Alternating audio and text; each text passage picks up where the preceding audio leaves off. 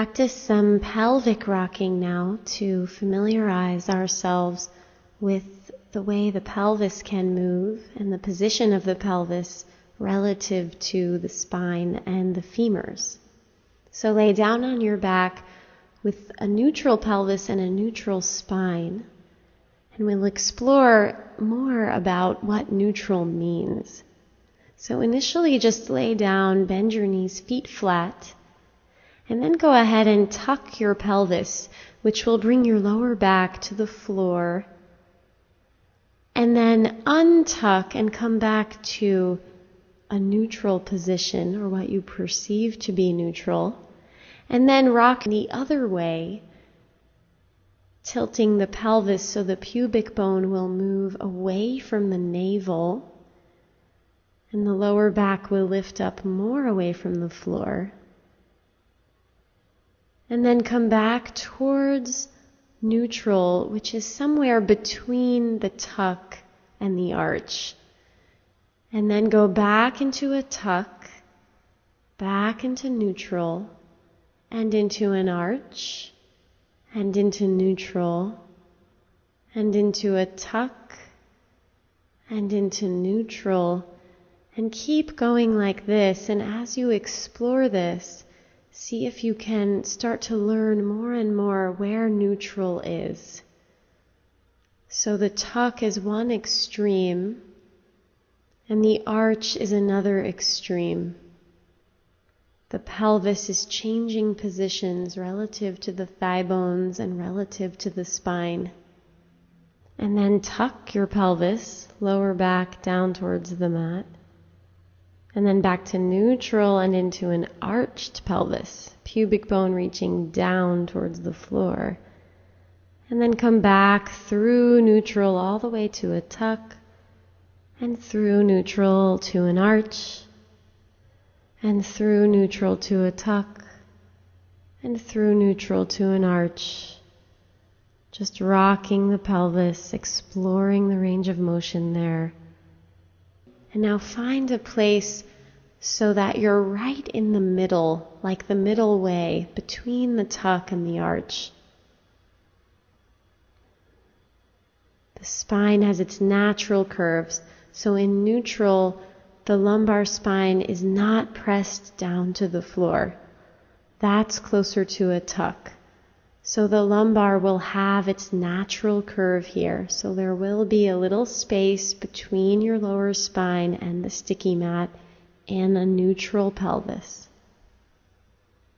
And take a breath here, just feeling the position of your pelvis, the position of your spine, cultivating greater proprioception, learning where your body is in space, learning where your body parts are relative to each other. Now we'll practice some ankle tracking in a supine position. So lay down on your back with a neutral pelvis, knees bent and feet flat, and have a strap nearby. Take a breath here. And before we start the ankle tracking, reach your arms overhead along the floor. Stretch out those elbows, lengthen the rib cage, lengthen the abdomen. Let your pelvis be relaxed and heavy. Buttocks is relaxed. And then lasso your right foot with the strap and place the strap over the ball of the foot.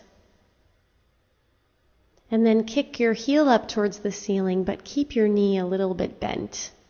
Elbows wide, shoulder blades sliding down the back, chest open. And now start to point and flex your foot, exploring the range of motion in the ankle here, flexing and extending the ankle. So press the ball of the foot up towards the ceiling, pressing into the strap, and then use your hands to help you pull the ball of the foot down, pulling that strap down. And then press the ball of the foot back up towards the ceiling and continue in this way. And as you dorsiflex your foot, pull the heel up towards the ceiling. And as you plantar flex the foot, press the ball of the foot up. Long spine, relaxed abdomen, relaxed buttocks here. And then release and place the right foot down. And now lasso the left foot with the strap, taking the strap over the left ball of the foot. And kick your left heel up, keeping your knee bent here. Long spine, elbows wide. And start to track your ankle here, flexing and extending at the ankle joint. Use your hands to pull the strap down into the ball of the foot as you lengthen the heel up. And then press the ball of the foot up towards the ceiling. Flexing and extending. Exploring the range of motion of the ankle. Creating more range of motion as you explore your current range of motion. Lubricating the ankle joint here.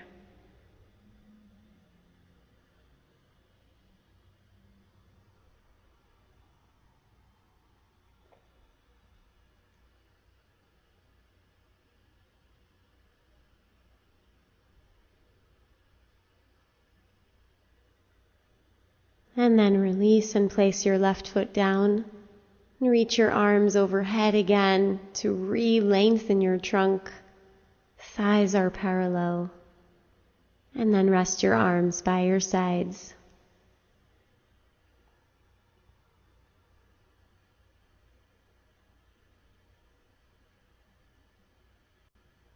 Now we'll practice a modified version of Supta Padangusthasana.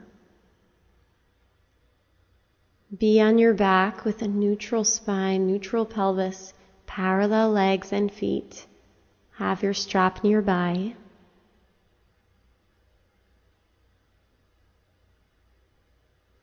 And then adjust the flesh of the buttocks so that you can pull the upper buttocks away from the lower back. And then rest the pelvis again in neutral and stretch your arms overhead along the floor. Extend your elbows, lengthen through the armpits. Lengthen the whole torso, lengthen the rib cage. And then release your arms back down towards your sides. Grab onto your strap. And take the strap around the right foot. And I suggest taking the strap to the upper heel. You can also strap the arch of the foot or the ball of the foot. And then kick your heel up into the strap, but keep your knee bent. See if you can keep your pelvis neutral here. So if you tuck your pelvis, then you won't get as much stretch in your hamstring. Pelvis is neutral, and then the femur bone moves within the hip socket. Kick your heel up. Knee can stay bent, but continue the action of kicking the right heel up. The left foot is supporting you. Roll your thighs in a little bit. Keep a long spine and an open chest. See if you can lengthen the right leg. Open the back of the knee a little bit more. And breathe into the sensations in the back of that right knee and the back of the thigh. And then release and bring the foot back down to the floor and take a rest.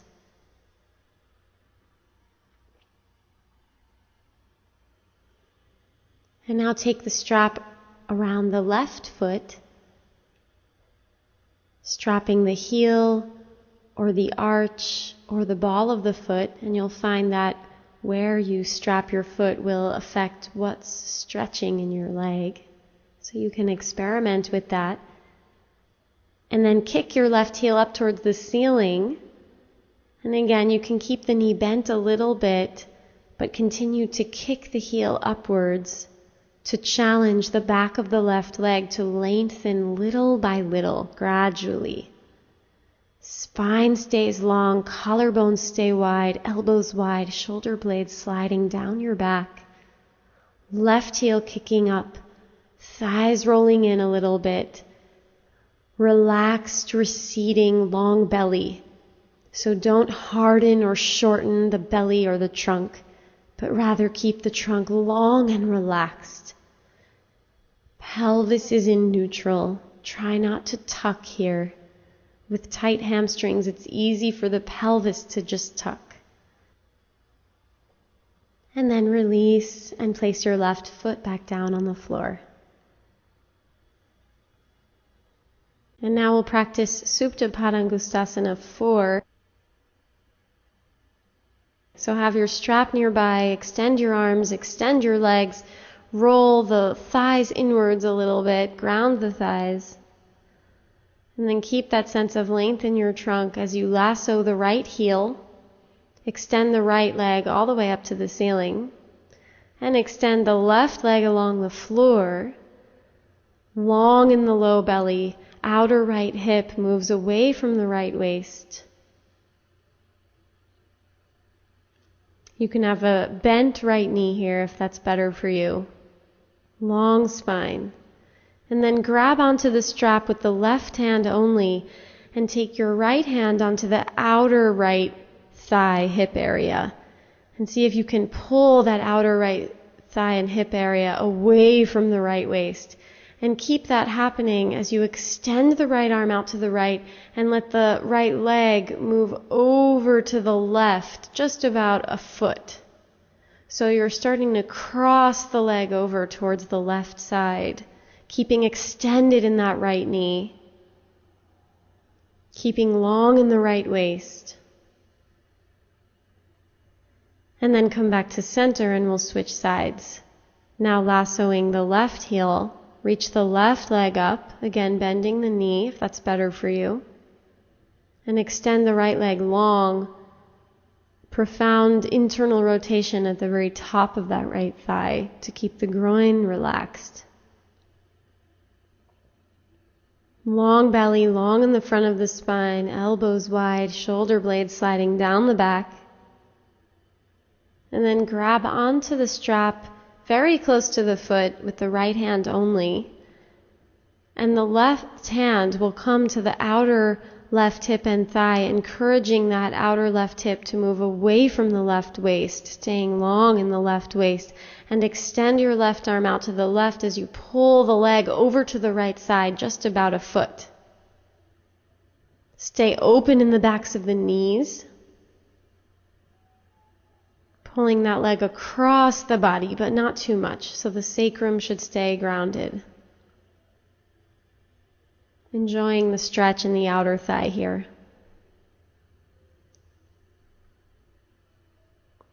And then come back to center.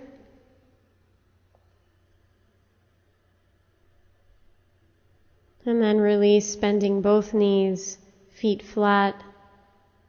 Reach your arms overhead and then stretch both your legs out, internally rotating at the tops of the thighs, lengthening through the arms, stretching the knees and the elbows. Now we'll practice a calf stretch in Uttanasana. So have 2 blocks ready and start to roll up your blanket. So make a nice even blanket roll here, a tight roll. And place the blanket roll onto the sticky mat horizontally as you see here. And then with your feet hip distance apart, step the balls of the feet up onto the blanket roll. So the heels are grounded on the sticky mat and the balls of the feet and the toes are up, they're elevated. And then take your hands to your outer hips, shoulders back, long spine. And then bend your knees and crease at the hips to fold, taking your rib cage close to your thighs at first. And just rest in a forward bend here. Now, hands on blocks, folding deeply. And you can play with how much you bend your knees.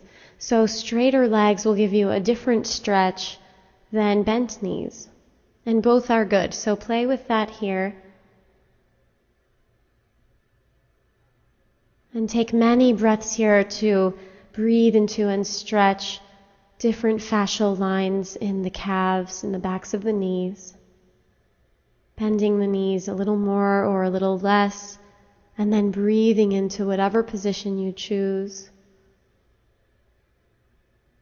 And if your hands reach the floor, then you can place the blocks to the side and come forward a little more onto your hands, taking the weight forward. That will deepen the stretch.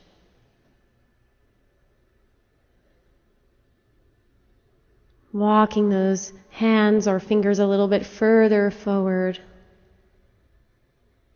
Pull the inner heels down, grounding the center heels down.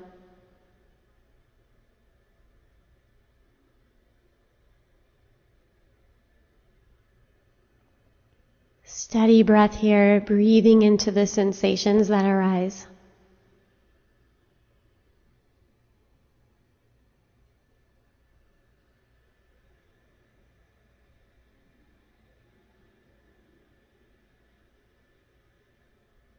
Long spine here.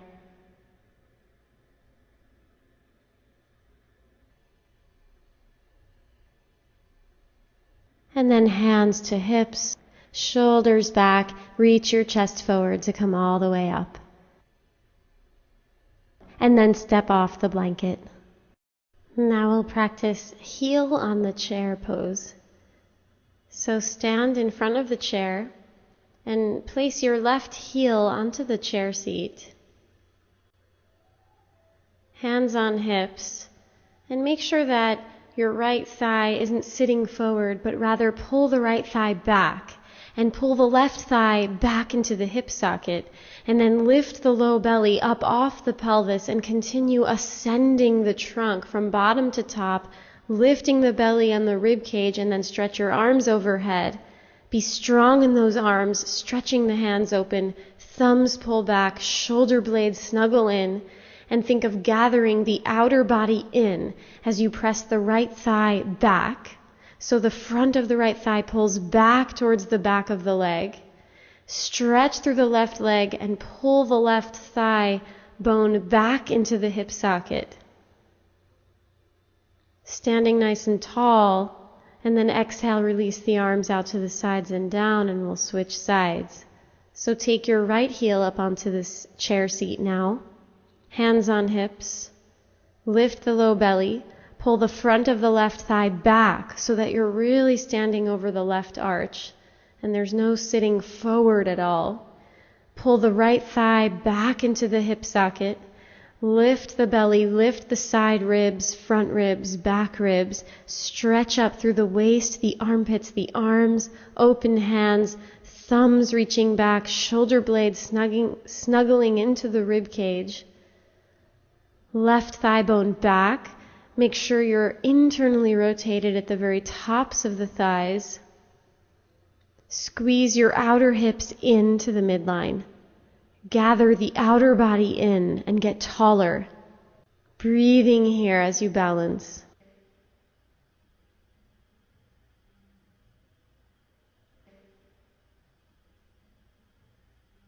And then exhale and release your arms down and stand on 2 feet. Now we'll practice downward facing dog with a chair at the wall. So place the back of your chair against the wall. Place your hands down on the front edge of the seat of the chair and then walk your feet back into a down dog position. And we want to avoid a curled spine and a tucked pelvis. So instead, bend your knees, lift your buttocks way up high, pull the buttocks back. Be long in your armpits, active in your arms, and release the head down. Now make your legs taller. Lift the thigh bones up into the hip sockets. Lift the buttocks and lengthen the backs of your legs. Keep your knees bent because that will help you keep the buttocks lifting. Pull the inner thighs back. Pull the outer hips back. Lift the hamstrings up to the buttock bones. Stretch open the backs of the legs, keeping the buttocks lifted. Pull the pelvis away from the press of the hands. And then lean forward into your hands and step 1 foot forward and then step the other foot forward. And now bring your sticky mat to the wall for a variation of Parshvottanasana. And step your left foot forward and right foot back. Hips are square. Feet are hips distance apart. And then lift your arms and lengthen your waist up through the arms, through the fingertips. So there's a big lift of the low belly and a lift of the rib cage up. Continue to square your hips. The back foot is at a 45-degree angle. Lift up through the musculature of the legs and then hinge forward at the hips to bring your fingertips to the wall. And walk your fingertips up the wall to get longer. Pull your hips back. Engage the musculature of the legs so that the muscles of the legs lift up from ankles to knees to hips. Think of the outer left hip pulling back and think of squeezing the outer hips towards each other.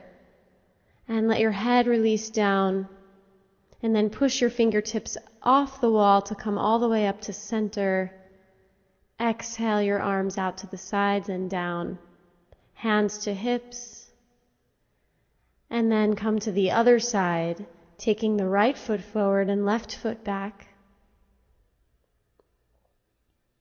Back foot is at a 45-degree angle. Hips are square.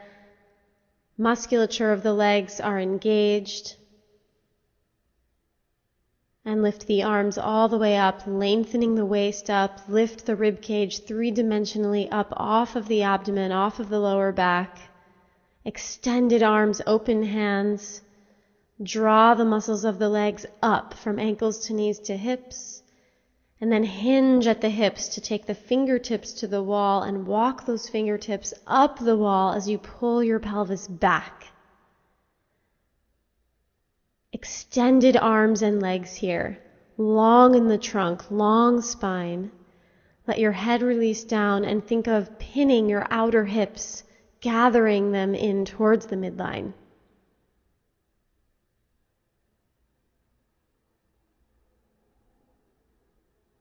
Pull that outer right hip back even more. Stay very active in your legs here. And then push off the wall to come back to center, lengthening the arms. And exhale, release the arms out to the sides and down. Hands to hips, and step your feet together. And come to the wall now for a Prasarita dog with wall support. So set up your sticky mat so the long part of the mat is against the wall. And step your feet wide, heels wider than toes. Hands on hips to start, and then stretch your arms wide and stand a few inches away from the wall so there's room for your buttocks back there. Hands on hips, and then bend your knees and start to hinge forward at the hips and take your hands to the blocks. Now bend your knees a lot and lift your buttocks way up high and slide your buttocks up the wall. So make sure your feet are not too close to the wall. If you need to, you can walk your feet forward slightly. And then with hands on blocks, start to slide the blocks forwards so your trunk comes into a down dog position. Let your chest release down towards the wall that you're looking at. And let the arms stretch and let the blocks slide forward and let the buttocks lift up the wall and let the thoracic spine deepen into the body towards the chest. Let the front of your trunk be very long here. Breathe smoothly here. Breathe into the sensations and the stretches. And then slide the blocks back as you stretch the rib cage forward. Walk your feet in slightly. Bend your knees, hands to hips, shoulders back, chest open as you come all the way up to stand. And step your feet together.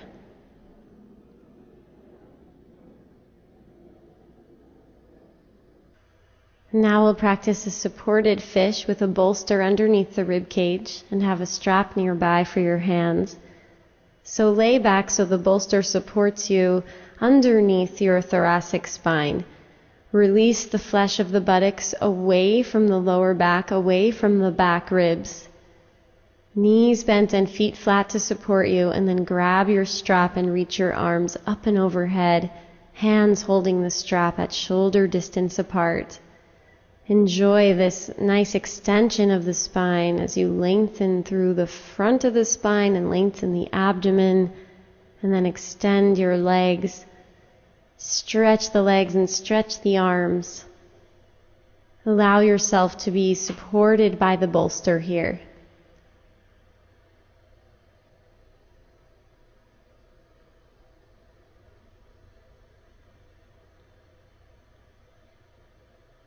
Become internally absorbed here. As you relax and release and gently guide yourself to lengthen a little more.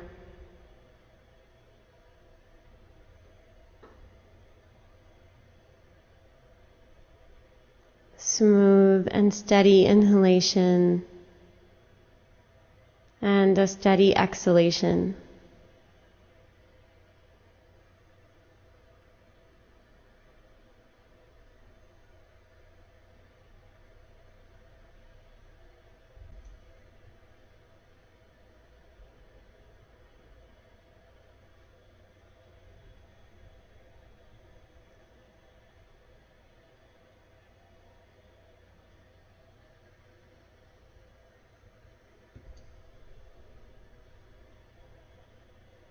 And then bend your knees one at a time, place your feet flat, and roll to your side.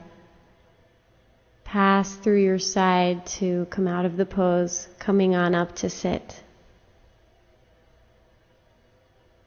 We'll complete this practice with chair shavasana. Put the chair on your sticky mat and sit down close to the front of the chair, and then swing your legs up onto the chair and lay down. And please adjust the flesh of your buttocks to pull the flesh of your buttocks away from your low back. And then adjust the shoulders so your shoulder blades are settled nicely down your back, and let the arms relax. Let the legs be supported by the chair. Let the lower back be supported by the floor. And let your whole body relax and release down. Smooth and steady your breathing here.